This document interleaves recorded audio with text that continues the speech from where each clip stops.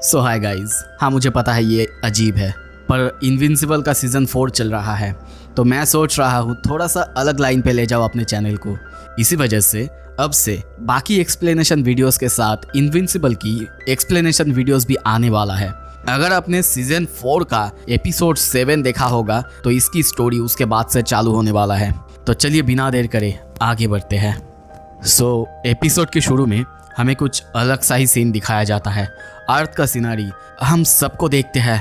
थ्रक्स के साथ साथ बाकी जितने भी विल्ट्रमाइट्स थे वो पृथ्वी पे आ चुके हैं और सबको बुरी तरीके से मार रहे हैं, चाहे वो कोई भी हीरो हो या फिर कोई और, सब उनके सामने कमज़ोर है।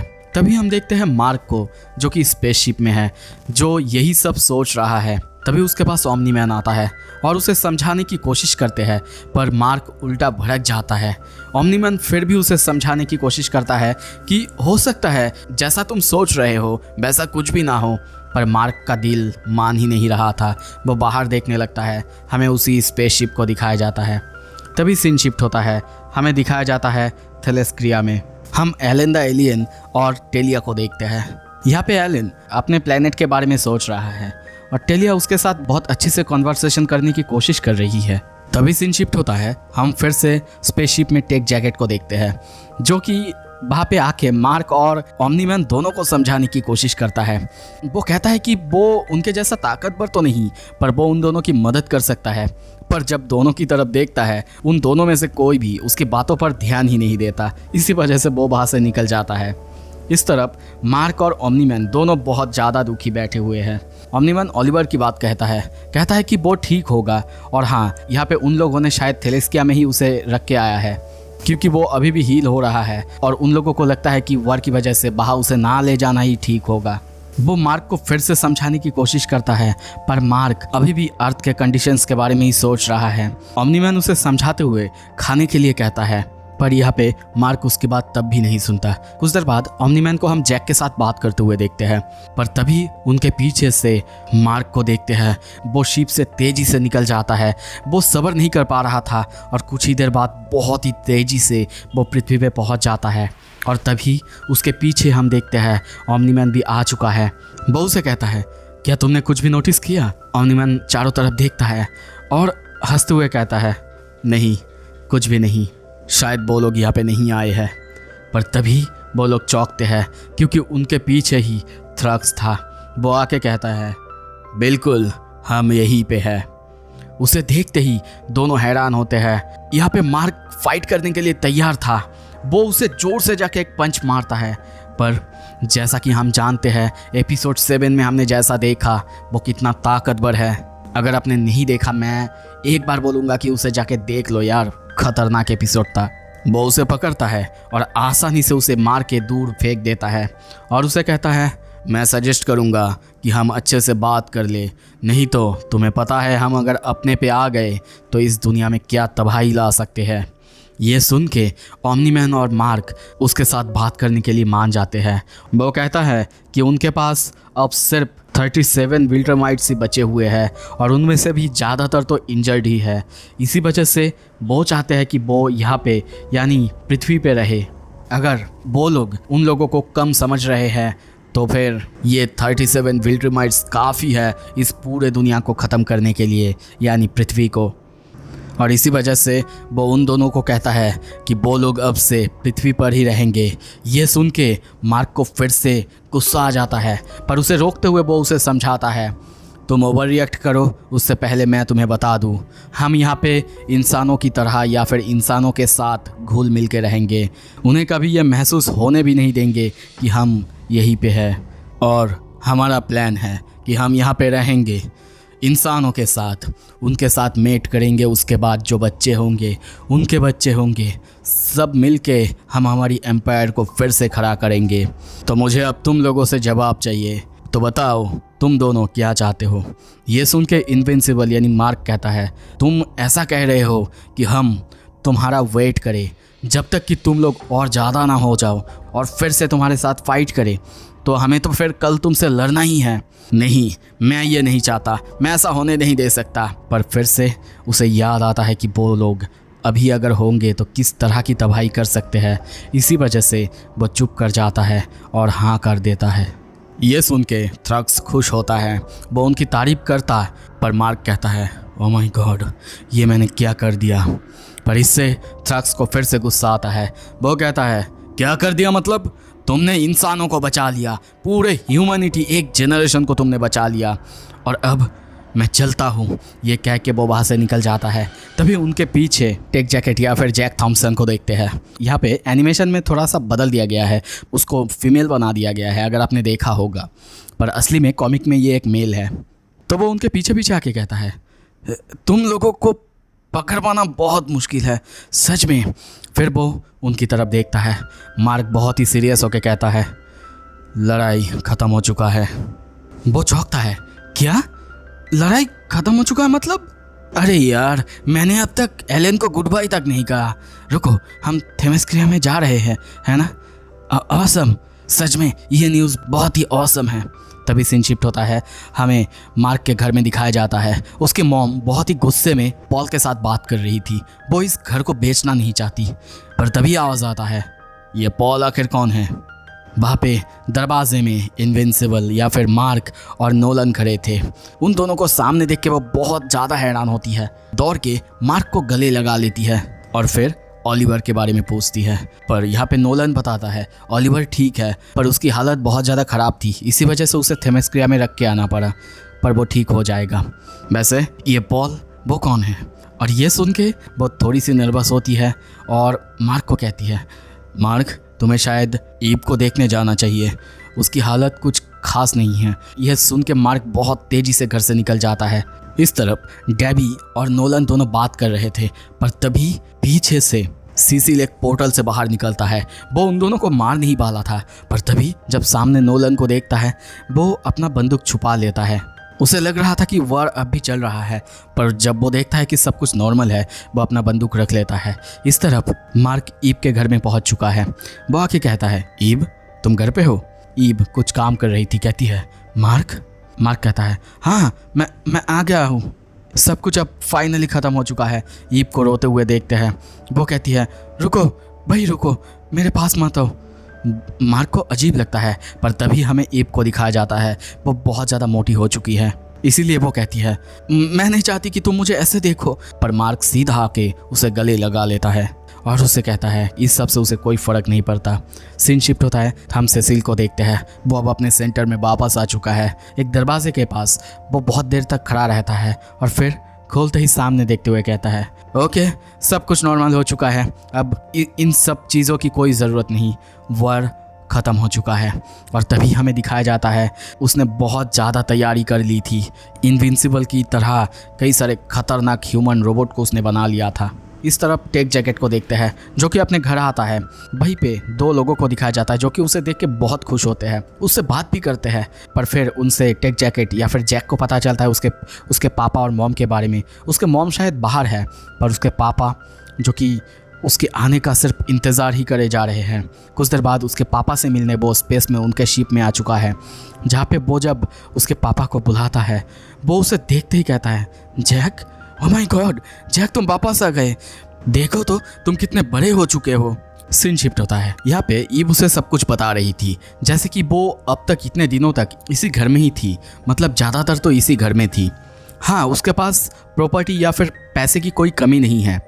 और हमें यहाँ पे पता चलता है कि उसका जो पावर्स जो कि अच्छे से ढंग से काम नहीं कर रहा था, वो लौट आया है। मार्क कहता है तो तुम इतने दिनों से घर के अंदर ही थी? वो कहती है हाँ, जैसा कि मैंने कहा, मेरे पास प्रॉपर्टी, पैसे या फिर कोई भी चीज़ की कमी नहीं है, पर मैं क्या करूं?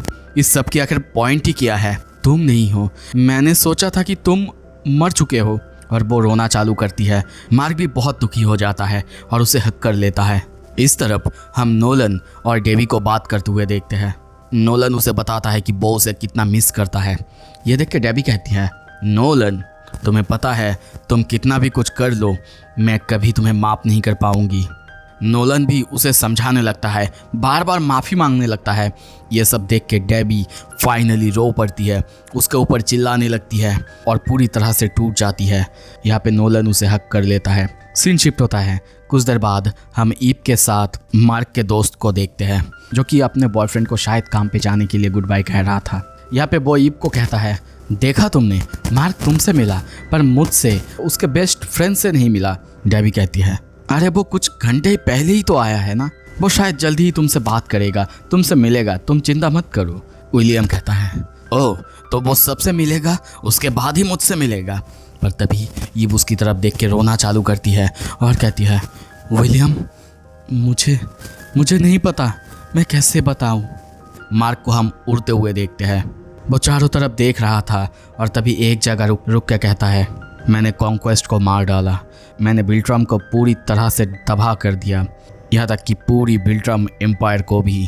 पर वो लोग अब यहाँ पे है और वो पूरी तरह से ख़त्म तो हो चुका है, पर हम लोग जीते नहीं। तभी सीन शिफ्ट होता है। थेमेस्क्रा में दिखाया जाता है। एलन को देखते हैं, वो कुछ काम कर रहा था। तभी उसके पास एक बंदा आता है जो कि एक टैबलेट देते हुए उसे कहता है, इसके अंदर उसके लिए बहुत ही इम्पोर्टेंट मैसेज है। ये मैसेज थ्रेडिस की तरफ से था, जो कि उसे बताता है, अगर तुम ये मैसेज पढ़ रहे हो इसका मतलब मैं मर चुका हूँ और वर और भी ज़्यादा ख़राब हालत में है, तो फिर मैं तुम्हारे लिए एक चीज़ छोड़ के जा रहा हूँ, अगर कभी ज़रूरत पड़े तो इसे यूज़ करना मत भूलना। और तभी उसके सामने हम स्कर्च वायरस को देखते हैं। सीन शिफ्ट होता है। मार्क को देखते हैं, वो आर्ट के पास आ चुका है। उसे देख के आर्ट बहुत ज़्यादा खुश होता है और उसे मार्क से पता चलता है कि उसकी डैड यानी ओमनी मैन भी उसके साथ यहाँ पे आया है। और मार्क कहता है शायद वो उससे मिलने आ सकता है। तभी वो उससे एक फेवर मांगता है। पहले तो बहुत ज़्यादा हेजिटेट करता है, पर आर्ट के कहने से वो उसे कहता है, ये बस कुछ मेरे लिए वर्क नहीं कर रहा है। तभी कुछ देर बाद हम उसे वहाँ से उड़ के आते हुए देखते हैं। वो घर आ चुका है, या फिर बोलूँ ईब के घर आ चुका है। ईब को वो आके उसके ड्रेस में देखता है। वो कहता है, अरे ईब तुम कहीं जा रहे हो क्या? वो कहती है, नहीं, मैं बस इस कॉस्ट्यूम को फिर से पहन के देख रही थी कि ये फिट आती है कि नहीं। वो उस कॉस्ट्यूम को पहन के उसे दिखाने लगता है, पर मार्क तो यहाँ पे कुछ और ही देखता है और कहता है, नहीं सच में तुम कमाल की लग रही हो, मैं चाहता हूँ कि तुम अभी के लिए अपने वेट को मत घटाओ। पर ईब के आँख दिखाने से वो कहता है, अरे ओ अच्छा नहीं, ऐसी कुछ नहीं है, तुम बस यूनिक लग रही हो। तभी ईब के मोबाइल में नोटिफिकेशन आता है, मार्क के लिए काम आ चुका है। और कुछ देर बाद हम मार्क को एक के बाद एक अलग अलग विलेंस को तबाह करते हुए, मारते हुए, मतलब वो अलग अलग विलेंस के साथ लड़ता है, उनको ख़त्म करता है। फिर जब सीन शिफ्ट होता है, हमें दिखाया जाता है मार्क के घर में। ईब उसके मॉम के साथ बहुत अच्छे से बात कर रही थी, दोनों बहुत खुश थे। तभी वहाँ पे मार्क आता है और वो उन दोनों को इतना खुशी से बात करते हुए देख के और आपस में वो इतने मिल रहे हैं, या फिर उन दोनों का बॉन्डिंग इतना अच्छा है, ये देख के उसे बहुत अजीब लगता है। ये देख के डेबी कहती है, तुम क्या चाहते हो कि मैं तुम्हारे गर्लफ्रेंड के साथ दुश्मनी रखूं? यह था कि मार्क को ये और अजीब लगता है। वो ऐसा तो नहीं चाहता, पर यहाँ पे ईब ने उसके मॉम को कुछ पर्सनल बातें भी बता दिया था। तभी सीन शिफ्ट होता है। पेंटागन में देखते हैं ओमनी मैन सेसिल के साथ आ चुका है, पर उसे देख के सभी डर रहे हैं। ये देख के वो कहता है, मुझे लगता है कि मुझे यहाँ पे नहीं आना चाहिए था, है ना सेसिल? सेसिल कहता है, हाँ मुझे भी लगता है कि तुम्हें नहीं आना चाहिए था और जल्द ही चले जाना चाहिए। तभी सीन शिफ्ट होता है। स्ट्रॉन्ग होल्ड के अंदर हम उसी बंदे को देखते हैं, यानी वही बंदा जो डायनासोर बना था, जिसके साथ मार्क की फाइट हुई थी। वो यहाँ पे उन सबको एक टीवी रखने के लिए कहता है। वो चारों तरफ से बंदा है और बहुत ज़्यादा बोर हो रहा था। वो उन सबको समझाने की कोशिश भी करता है कि इसमें उसकी कोई गलती नहीं थी, वो सब उस डायनासोर ने किया था। पर तभी उसे कुछ अजीब लगने लगता है। वो कहता है, रुको, मुझे लगता है कि मुझे मिल गया, कैसे मैं ट्रांसफॉर्म हो सकता हूँ। और तभी वो ट्रांसफॉर्म हो जाता है डायनासोर में। सीन शिफ्ट होता है। इस तरफ हम ईब और मार्क को देखते हैं, जो कि उड़ के केट के घर पे जा रहे थे। यहाँ पे ईब कहती है, मुझे नहीं लगता कि मुझे इस कॉस्ट्यूम में आना चाहिए था। मार्क कहता है, कोई बात नहीं, तुम बहुत अच्छी लग रही हो। ऐसे ही बात करते हुए कुछ देर बाद उनके घर के छत पे आते हैं और जब देखते हैं आसपास कोई नहीं था, वो अपने नॉर्मल रूप में आते हैं। और वहीं पे हम केट और शायद उसके साथ उसके हस्बैंड को देखते हैं, जो कि उनको बहुत ही अच्छे से वेलकम करते हैं, अंदर बुलाते हैं। यहाँ पे केट ईब की तारीफ भी करता है, पर ईब उसकी ये तारीफ सुन के खुश नहीं थी। तभी यहाँ पे केट अपने बच्चों से उसे मिलाता है। मार्क तो उनकी बहुत ज़्यादा तारीफ करता है, पर वो जब ईब की तरफ देखता है वो कुछ दुखी था। तभी केट के हस्बैंड कहता है, बच्चों को थोड़ा जल्दी खाना पसंद है, इसीलिए हमने जल्दी बना लिया, तुम्हें अगर कोई प्रॉब्लम ना हो तो। तभी उन सबको हम डिनर टेबल पे देखते हैं। अच्छा दोस्तों, यहाँ पे उनके बीच में सारा कन्वर्सेशन एक्सप्लेन नहीं करूँगा क्योंकि इतना कुछ इंपॉर्टेंट नहीं होता, बस वो लोग आपस में ही एक दूसरे के साथ बात कर रहे थे।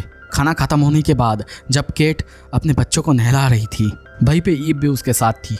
दोनों बात करने लगते हैं। यहाँ पे ईव प्यार के बारे में पूछती है। वो पूछती है कि तुम्हें कैसे पता होगा दोनों के बीच प्यार कितना ज़्यादा ताकतवर है कि नहीं। पर वो ये सब बात करती तभी केट उसके हाथ में उसके बच्चा देती है और उसे प्यार के बारे में समझाने लगती है। पर ईव यहाँ पे बच्चे को देखती है और कुछ ही देर बाद उसकी आंखों में हम आंसू को देखते हैं। ये देख के केट को थोड़ा अजीब लगता है। वो उससे पूछती है, क्या हुआ तुम्हें, ठीक हो ना? वो कहती है, नहीं, मैं नहीं हूँ। और तभी उसके बच्चे को वो उसके हाथ में देती है और बाहर से रोते हुए बाहर निकल जाती है। कुछ देर बाद मार्क उसके पीछे पीछे आता है। वो उसे देख के आंसू पोंछने की कोशिश तो करती है, पर मार्क समझ जाता है। उससे पूछता है कि क्या हुआ है। ईव वहीं पे रोने लगती है और कहती है, मार्क मेरी एक अबॉर्शन हुई थी। वो बहुत ज़्यादा रो रही थी। मार्क चौंक जाता है, कहता है, क्या अबॉर्शन? वो ज़ोर से रोने लगती है, कहती है, आई एम सॉरी मार्क, मैं बहुत ज़्यादा अकेली थी, मुझे नहीं पता मैं क्या करने वाली थी तुम्हारे बिना, तुम नहीं थे इतने दिन मेरे साथ। पर अब ये सुन के मार्क उसे हक कर लेता है और उसके साथ ही रोने लगता है। और इसी के साथ दोस्तों ये एपिसोड यहीं पे ख़त्म होता है। और इसके बाद मैं टॉम रेडर किंग की एपिसोड शायद कल या फिर परसों लाऊंगा। उसके लिए ज़रूर सब्सक्राइब करना। और ये कैसा लगा आपको, आगे भी आपको ये चाहिए कि नहीं, कमेंट करना मत भूलना। Thank you so much, stay tuned.